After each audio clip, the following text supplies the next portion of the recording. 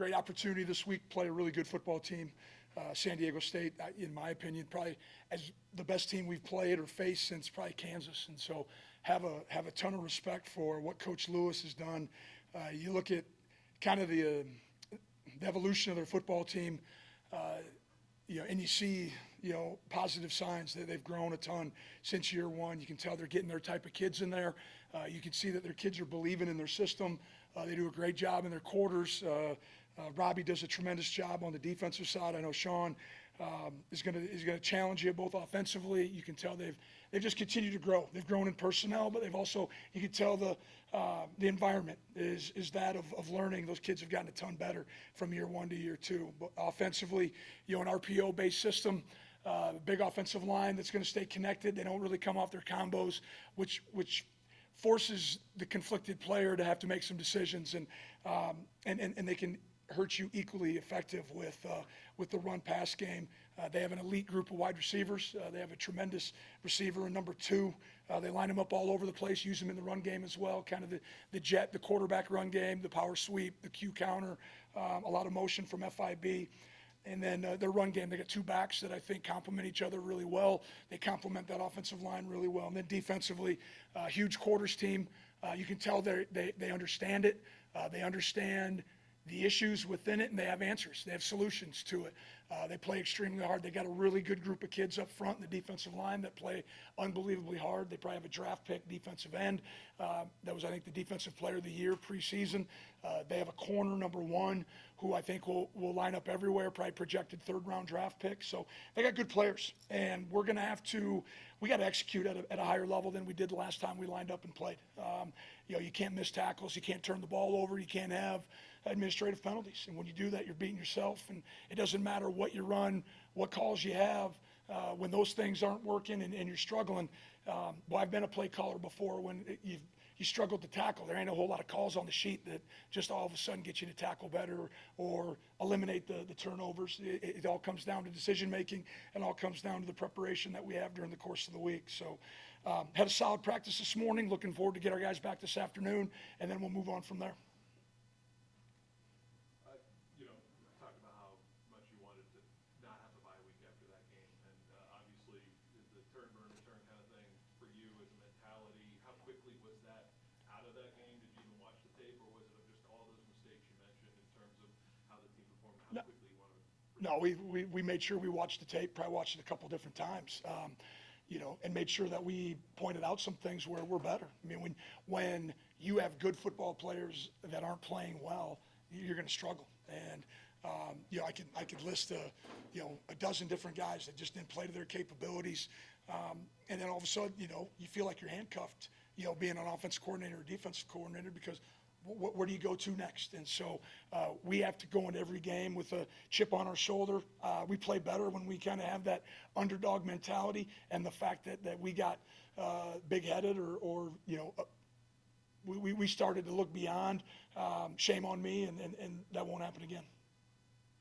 In terms of just playing a complete football game for this team, avoiding mistakes, all those things, what is the emphasis? Obviously, you don't want to commit penalties. You can't just tell guys to stop committing penalties, but how do you effectively turn that around? Obviously, 13 last week, and avoid those situations. Well, we had, of the 13, half of them were administrative. And that means they happened before the snap or something silly after the snap.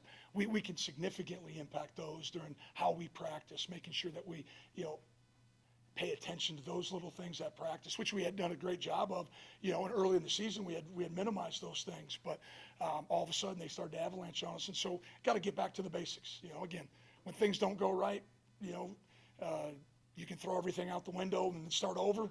But I think you lose credibility when you do things like that. We just got to lean on what's got us here to this point and get back to who we are. And then embracing the challenge of this opponent, nationally starting to get recognized in terms of how good they can be. How the guys thought about this opponent, accepting the challenge of what San Diego State presents, especially in a big game like this on Saturday. I probably haven't. I've gone through a little bit, kind of gave them a rough, Matt Entz scouting report this morning. I know we started work on them last week. But again, I still think that, the product we put on the field will influence us greater than probably what San Diego State does. Every game's a big game. You only, again, I know we like to mock, and we kind of think it's silly to talk about being 1-0, but boy, the last time we showed up, it all of a sudden became really important. We all wish we were 1-0, and so that's it. This is the biggest game of the year because it's the next one. It's the biggest game of the week because it's the only one. You bet. Jeff Tedford has had a big influence here at Fresno State. Have you had an opportunity to make a connection or a relationship with Yep, him? yeah, we've talked a number of different times. He's been up to the office. He's been out to practice. We've communicated face to face, on the phone. Coach Tedford's been tremendous. He's been a huge support. He's allowed me or helped me kind of get my feet on the ground with, how do things operate, where are the rabbit holes, where are the traps in Fresno State, dealing with, across campus and all those things. He's been really good, and to get recognized this weekend will be a fun opportunity for him and his family, and for all the former players that played for him. Because without them, I know Coach Tedford would say what he accomplished wouldn't have happened without the former players, the former staff. It takes a village to make a program go. This will be your first rivalry game since becoming head coach. Is there any extra, I would say, extra emphasis on this week, or is it the same as? We talked a little bit about the traveling trophy this morning, just gave our guys a quick history about what it was. But it's funny you say that because I swore you said that during the Hawaii week too. So, but we'll move on. And then just the blackout game, have you been able to embrace the black uniforms at all? We've given our guys kind of what it's going to look like. We talked about it this morning. We've shown them what the helmet is going to look like, all those things. Just at least try to minimize distractions, and let's move on. Coach, was this bye week any different than the previous one? We did. We practiced a little bit longer. We went 4 days last week, so was good. Was good for our players, and still emphasize the same thing. The Bulldogs getting better, trying to be corrective, still trying to game plan at the same time. So I think the emphasis was similar to how we went about our work was significantly different. This San Diego State team, they've won games with 6 points and they've scored in the 40s. Can you speak about kind of the different ways that they can attack you, perhaps? Well, I think, one thing when you look at the game against NIU, that they only scored 6 points, I think one of the things that you look at is NIU did a good job of getting them off schedule, and very few people have been able to do that. They get ahead of the chains, they have answers, they have solutions. Like I said, I think their run game complements the RPO shots that they're going to utilize and take advantage of. They have some deep threats. They have some guys that are really good with the ball in space. They're okay to throw the RPO and break a tackle. And so we have to do a really good job, not only of defending the box traditional run frames, but also on the perimeter as well. Do a great job of keeping the cup, and trying to minimize those explosive plays and see if we can find a way to get them off schedule a little bit. Is there any value in the fact that both of your two teams' last two films are against the same two opponents? Does that help at all? Maybe a little bit. You understand kind of who they're playing, but again, you're so focused on what they're doing, how they're attacking people, what their personnel looks like. I don't know if I put a ton of thought into that. Good morning, Coach. Thanks for Good morning. the opportunity to talk to us. E.J. Warner's still your quarterback? EJ, as of right now, so you know something that I don't. Well, I know the 9 interceptions and 3 lost fumbles. I mean, but how do you coach him? How do you address him to prevent 12 Well, turnovers? it comes down to decision making, and again, there was frustration on last Friday or a week ago Friday, with just the late throw over the middle. That's not a recipe for success, but at the same time, then you take the 9 interceptions away and you look at the 70% completion, 10 touchdowns. He has 500 snaps under his belt, but we continue to evaluate. He needs to be, we need more leadership. We need EJ to have more skin like a duck. He needs to let some things go. I worry that things compound, when he has one bad play, 1 turns into 2, 2 turns into 4. And so we're trying to work with that a little bit over the course of the bye week and moving into this game. These next 2 weeks, San Diego State and Boise State following. You win both of them, you have the inside track to the comp title game. You lose one, you're probably out. How do you handle the importance of the next 2 games? And what do you tell your team about the extra importance of these 2 games? We just have talked about this game being the most important one because it's the only one we have this week. And so they know we're playing a really good football team. We know we're going to have to play some of our best football and most complimentary football to have success this Saturday. Excuse me. It's a daytime game. Do you train, do you prep your team any differently now that you know the starting time? We're going to keep practicing in the morning. I think that just fits us best. That fits our class conflicts. But, I think the fact that we're a morning practice team will fit well into what we're doing. And it's no different than what we did up at Oregon State as far as there's a little bit of a shell of what that schedule looks like. The fact that it's a home game, we'll be able to follow our normal routine. Any injury updates from Colorado State bye week? No, none right now. I mean, we got guys banged up, but, halfway point of the season, you're going to have a little bit of that. And if it does come down to a tiebreaker between you and UNLV, it could go down to the computer polls. The Sports Source poll is one of the polls used, and they're not public. It's a private poll. Mountain West isn't going to release it. Sports Source isn't going to release it. Do you think that's fair for the media, for the public, that we don't know? That is the farthest thing from my mind right now. I'm worried about playing San Diego State this week.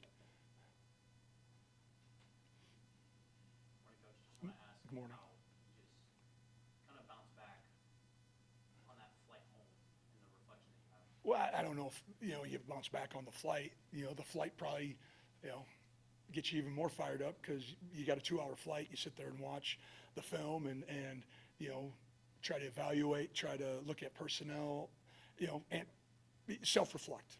And so, I think after Monday, we needed to start turning the page. We could sit around and feel sorry for ourselves, continue to, wear and tear on our team, but at some point we got to get them back. We got to get them going. And so that was an emphasis last week. Let's learn from our mistakes. Let's have some corrective periods during the course of the week, and then let's start improving as a football team. I don't think what we put on the field at Colorado State was indicative of who we are. I think people in this room, myself, we've seen us play better football, but we haven't seen both phases play poorly at the same time, and that we can't do that. We got to have complementary football. Both sides of the ball need to rally. We need to play better.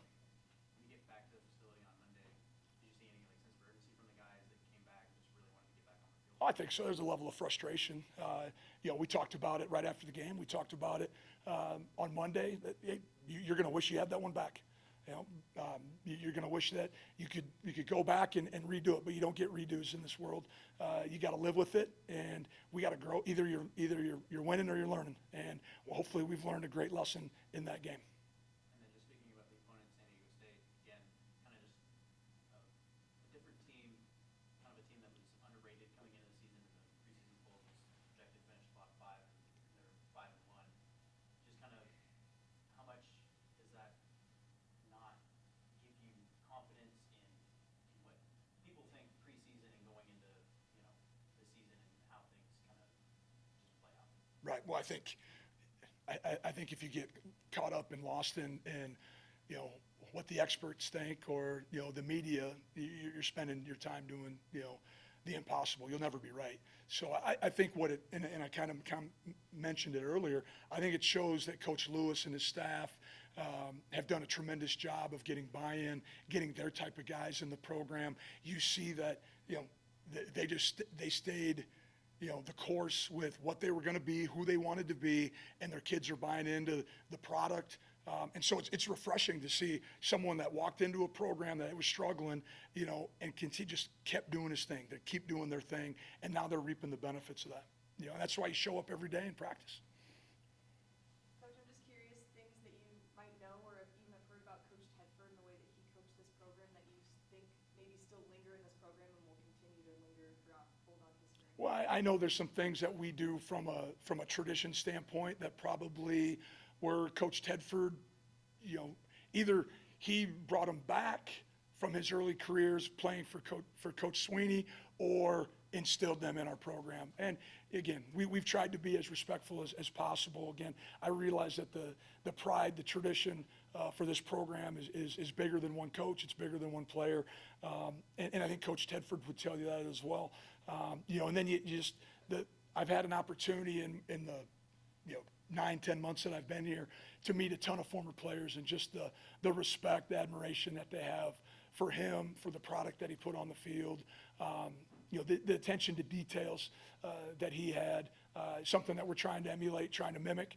and just, create a really good college football program. Morning, Coach. Morning.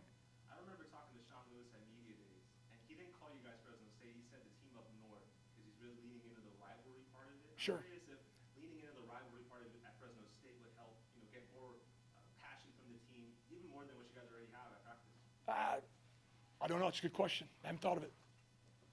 The 12:30 kickoff means that fans have a chance to, lead games at 4 o'clock instead of 11 o'clock.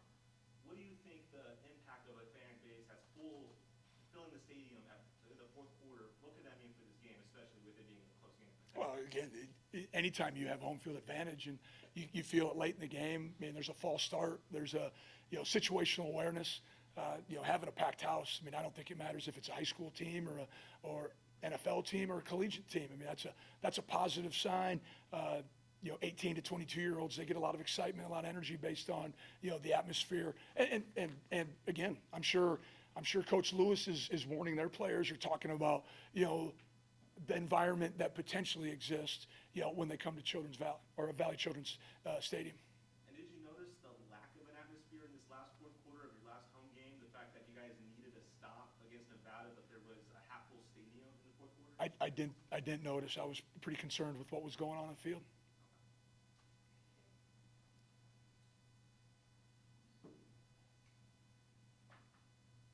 Coach, you mentioned attacking the work during the bye week differently this Yep. time around. What was different? Just maybe the length of practice, the dress, what we were in, maybe was conducive to a little more contact. We practiced an extra day than we did in the initial Bulldog week early in the year. So just something, not anything that anyone would really notice, but except the people internally.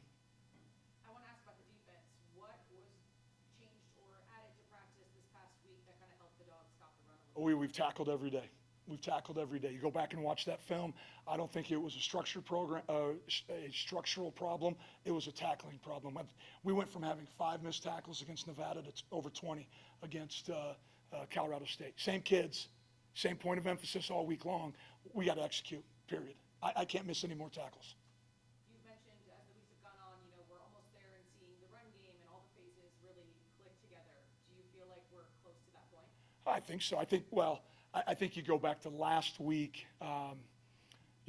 when you're down 35-7 at halftime, you're not going to lean on the run game a whole lot. You're trying to find ways to get back in the game. You look at last week, for example, on the 22 run plays that we called, we averaged over 6 yards a carry. So I don't think it's broken. We just need to protect the football. We need to tackle better. We need to play complementary football. And I think we'll see more run game, when we have those moments. And with San Diego State coming to town, the first trophy game, I know you mentioned a little bit earlier that you talked to the guys about the rivalry.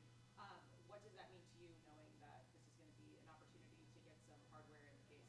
Well, I think it's exciting. I think, again, we presented it this morning. I don't think our players had a ton of understanding. We didn't play San Diego State last year.